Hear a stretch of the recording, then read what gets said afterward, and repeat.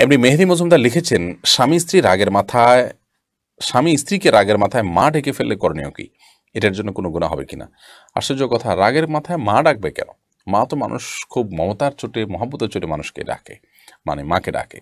তো যাই হোক, স্ত্রীকে যদি কেউ মা ডাকেন, অর্থাৎ তুই আমার মায়ের মতো এই টাইপের কথাবার্তা বলেন, বা মায়ের সাথে সাদৃশ্য করেন, মা যেরকম হারাম স্ত্রীকে সেরকম হারাম বলেন, তাহলে এটাকে শরিয়ার ভাষায় জেহার বলা হয়।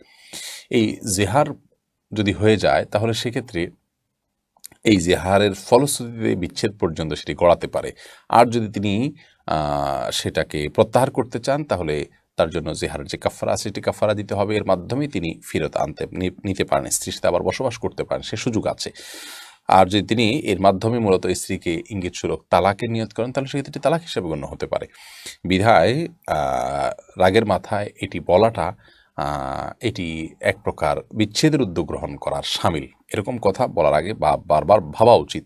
যদিও জাস্ট এরকম যদি বলে থাকে তুমি আমার মায়ের মতো বা তুমি আমার মা, এবং উদ্দেশ্য থাকে যে স্ত্রীকে নিজের উপর হারাম করা, এবং অনেকে বলে যে আমার জন্য তুমি হারাম, আমার মায়ের মতো, তাহলে সেক্ষেত্রে সেটা জেহার হয়ে যাবে। এবং জেহারের বিধান অনুযায়ী তাকে কাফফারা দেওয়ার পর, তিনি প্রায়শ্চিত্ত করার পর তিনি স্ত্রীর সাথে আবার বসবাস করতে পারবেন।